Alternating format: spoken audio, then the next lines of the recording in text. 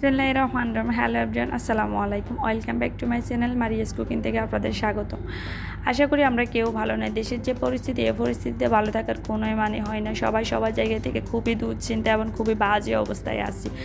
আর এই বাজে অবস্থাকে ঠেকানোর জন্য আমাদের খুবই প্রয়োজন যে যার যার সাধ্য অনুযায়ী একে অপরের পাশে দাঁড়ানোর জন্য। যাই হোক, আজকে যে রেসিপিটি নিয়ে আসলাম, এই রেসিপিটি গ্রামের জন্য খুবই পরিচিত একটা রেসিপি। তার চেয়ে বড় কথা হচ্ছে শহর বলে এবং অন্যান্য অঞ্চলেও কিন্তু এই রেসিপিটা খুবই জনপ্রিয় হয়ে উঠতেছে। আজ চিংড়ি মাছ দিয়ে বুকলি রান্না করা কম বেশ সবাই কিন্তু জানি, কিন্তু তার বিপরীতে আমি আজকে ডাল দিয়ে এবং বুকলি দিয়ে রেসিপিটি আপনাদের সাথেও শেয়ার করতেছি।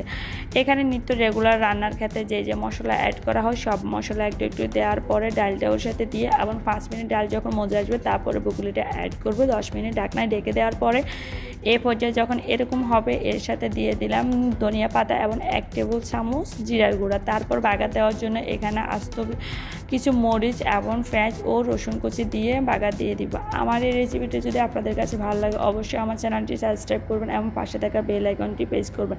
আর রেসিপিটি অবশ্যই বাসায় একবার ট্রাই করবেন। জাস্ট এত না ইয়ামি। মাংস দিয়ে যদি আপনারা 1 প্লেট ভাত খেতে পারেন, কিন্তু আমি আপনাদেরকে কথাই দিলাম এই রেসিপি দিয়ে আপনারা 2 প্লেট ভাত মিনিমাম খাইতে পারবেন। যাই হোক, বেশি বকবক করে ফেলছি। ভালো থাকবেন সবাই, সুস্থ থাকবেন এবং সবাই সবার জন্য দোয়া করবেন। আল্লাহ হাফেজ, আসসালামু আলাইকুম।